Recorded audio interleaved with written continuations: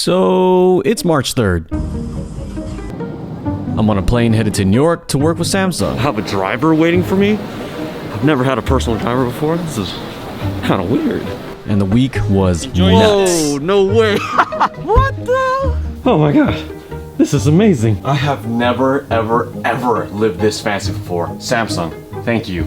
I got to meet many online creators and a lot of them were from LA. The question I was most often asked was, where are you from? To which I responded, Daly City, California. And the second most asked question was, would you ever move to LA? And I said, yup, I'm actually moving there in a week. And the reaction was all the same. Wait, what? So this is the state of my room right now. I've been sleeping on an air mattress for the past 5 days. And I've been kind of kicking it on this bad boy right here. My whole room is a complete mess. Got batteries charging.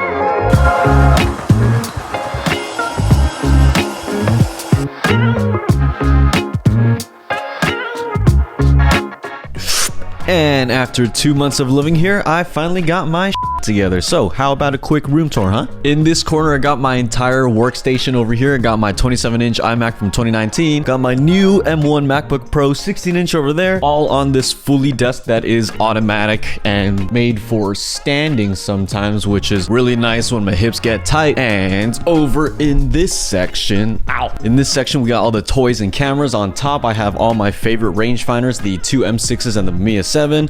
Over here is my RZ67, the 2 lenses that I have for it, and a couple of my street photography gear. Down here is just more lenses, more accessories, and then on the bottom shelf, you really don't want to look at it because it's really disorganized.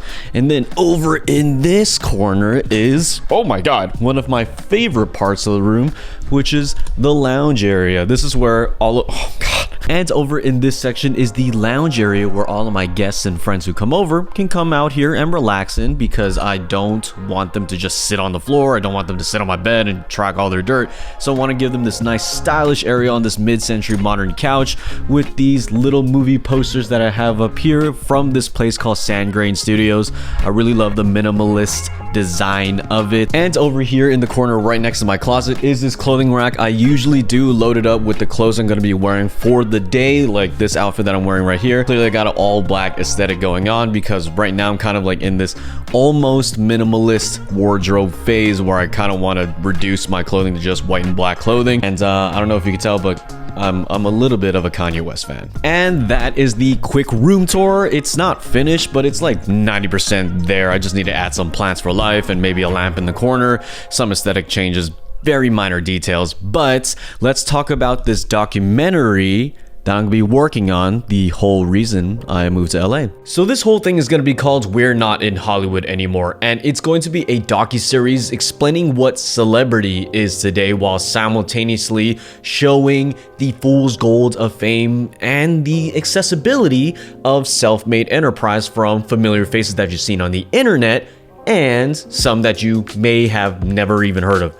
Still with me? So this whole idea was pretty much birthed from 2 main places. The first one being my own position on social media, my own platform on YouTube, because as it's grown over the years, I've met a bunch of famous people who are on YouTube or TikTok or any other thing, and I've been able to observe a whole different animal of the social phenomenon that people can make a whole life or a whole career on the internet, but they kind of develop a character sometimes. The second place that this idea comes from is what I've been seeing lately in the reinvention of the interview format, you know, through shows like Chicken Shop Date, Hot Ones, Jeff's Barbershop, the Pivot Podcast. I think those ideas are so genius because it's been bringing back this authentic / comedic feel and element of the conversations between the interviewer and the interviewee.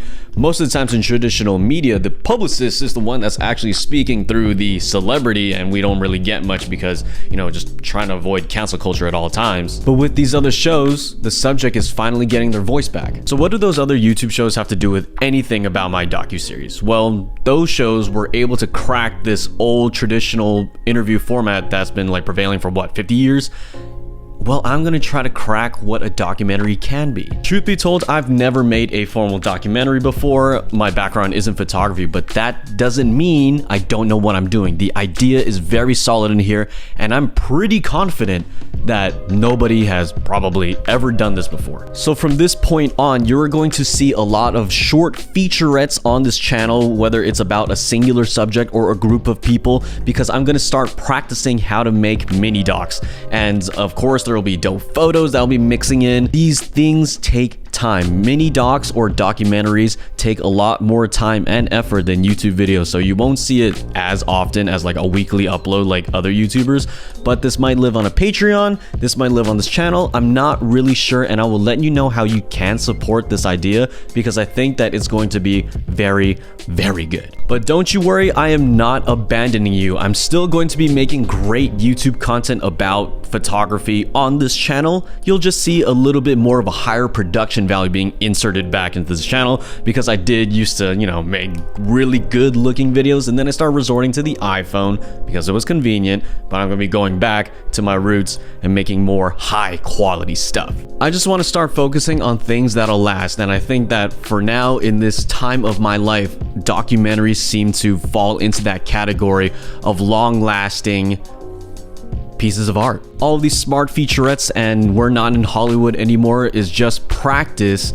for my magnum opus that I want to be making within the next 10 years, and that is going to be the greatest work of art that I'm going to be putting out into this world, and I want to be ready by the time I start. To conclude this video, let's read some comments from the last video, shall we? So in the last video, I was mentioning how I felt like I was getting a lot worse at photography because I haven't been shooting that much, and my time has been sucked up by this entire move and just getting my bearings in LA. So let's start off with this comment right here. First Willem, then Linus, and now you. Welcome to LA, dude. Hope to see you in the streets.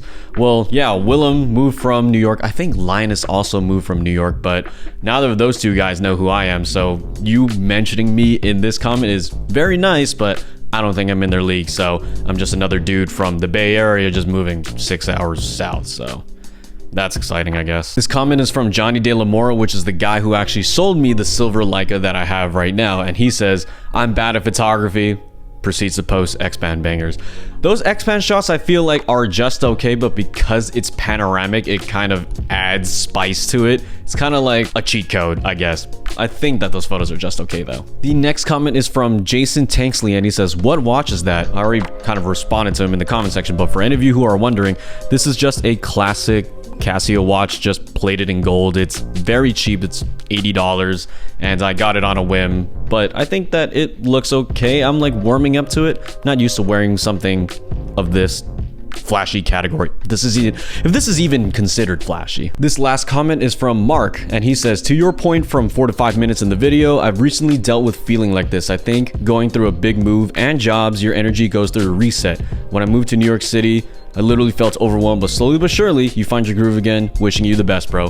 Thanks, Mark. I definitely feel the same. I actually was originally thinking about moving to New York, but I ultimately chose LA because there's more people that I know down here. It's a little bit more familiar. New York is sick, but I would be moving out into like a whole new environment with nobody that I know. But anyways, it kind of did take me like 2-ish months now to get used to living down here in LA, and it was a huge energy drain, a huge mental drain, but I guess we figured it out now. Like, now that my living space is kind of in order, my mind feels like it could finally dedicate some of that energy towards my projects. All right, guys, thank you so much for watching this video. Make sure you subscribe, smash that like button, and leave a comment down below, and maybe I'll read it in the next video. I look forward to starting this whole docuseries called We're Not in Hollywood Anymore. And if you want to support me or partner me, you could follow me down on Instagram, or you could, you know, message me here, comment, whatever. And if you have something that you could truly contribute to this project, I'll probably chime you. So see you guys in the next video. Take care. Peace.